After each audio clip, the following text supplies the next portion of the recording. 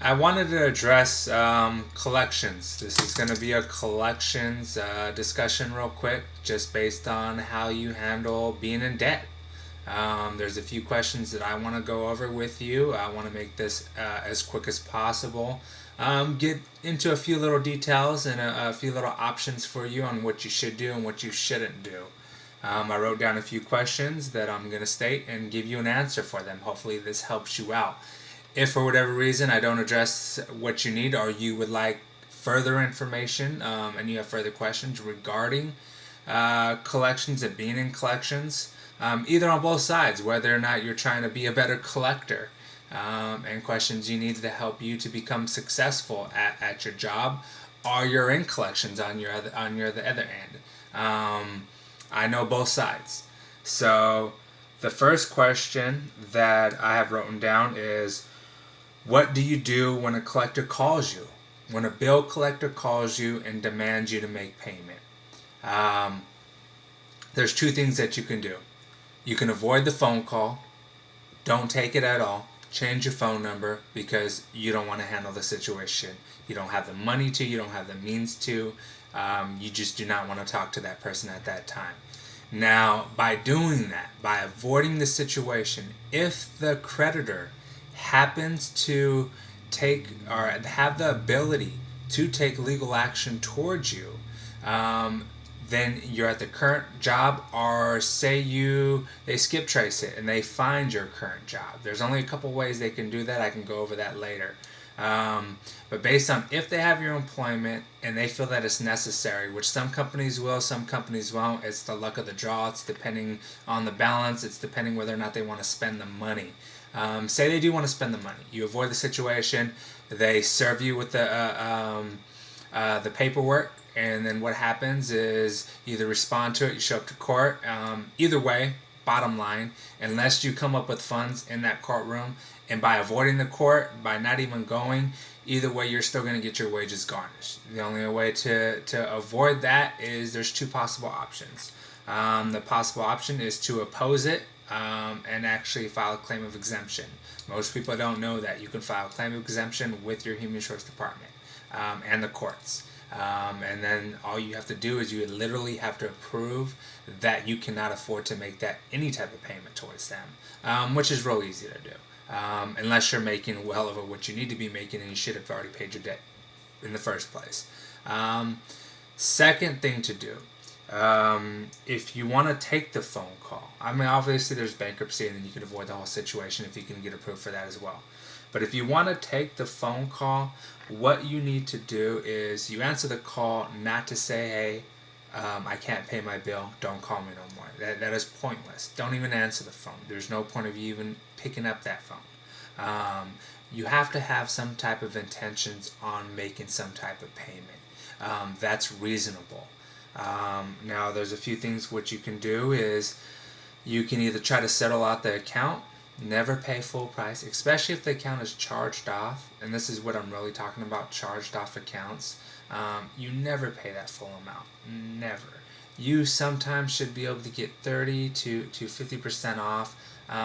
Sometimes even only pay 30% of what the balance is, depending on how good your sob story is.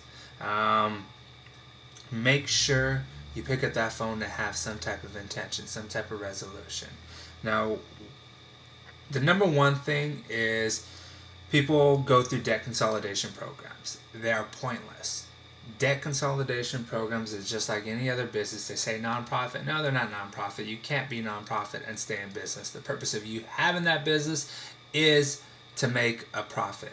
Now, what they do is they take a certain percentage of each payment. You got two different kind of debt consolidations. You got ones that will try to settle out accounts for you, and you got ones that will make payments towards your charged off balance, lowering your interest rates and so forth.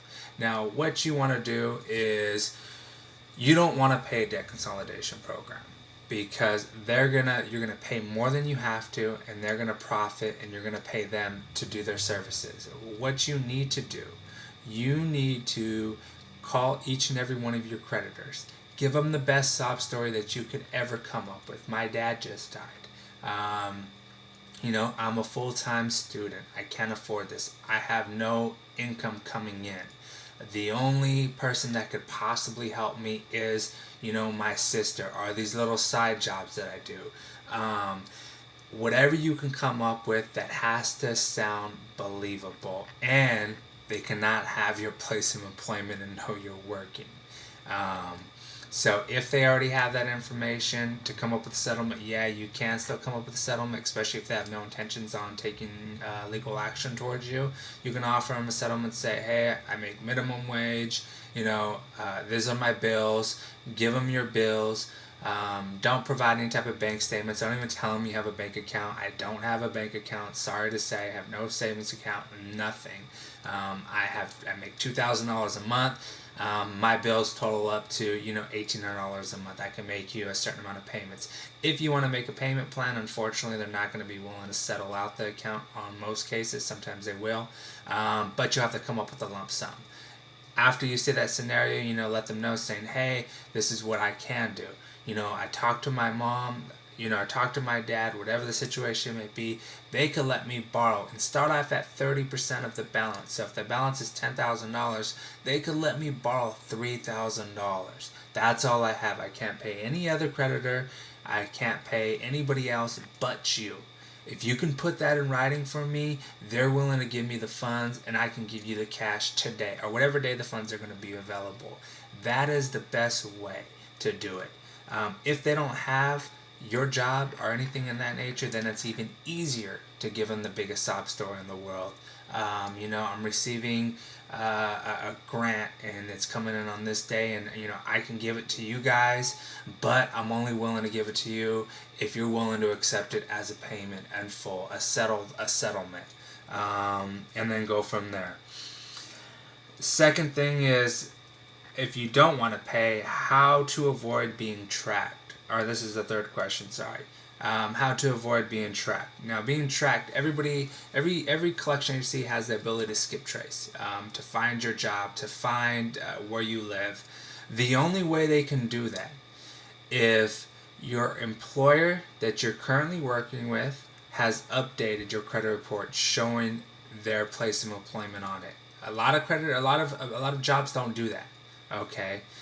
They used to have something called the work number, where you used to be able to enter the social security number and your job. If they dealt with the work number, your job, they would automatically pop up saying where you were employed at. Not necessarily your local office, but your corporate office, and all they need to do is call the corporate office and get the information from there.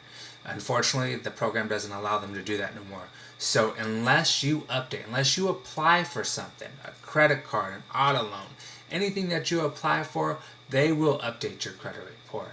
Now, by them updating your credit report, you will be tracked. If you don't want to be tracked, you don't want to be found, you don't want to be harassed, a landline is not the best thing to have at a house.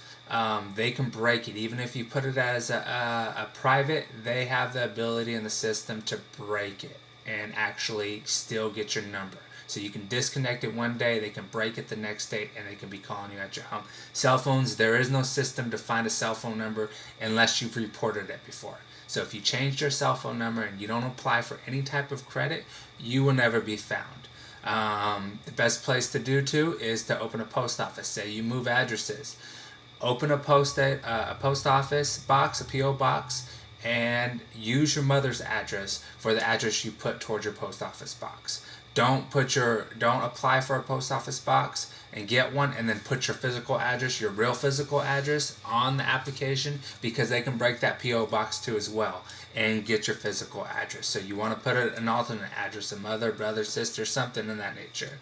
And then go from there. But the bottom line is, don't apply for anything and they won't be able to find you. Now, that was the last question, because I talked about how to settle out accounts. Sorry the video was a little bit longer than I thought it was. I try to clarify, or actually go through as much as information as I possibly can without being too long. If you need any type of answers, have any questions regarding being in collections, or on this other side, how to sell a call, how to get someone to pay, what you need to do and what you don't need to do. I'm on both ends. I'm actually more here for the people that are in collections at this point in time and that need help. So Click on the link, hit me back, and I will be glad to help you.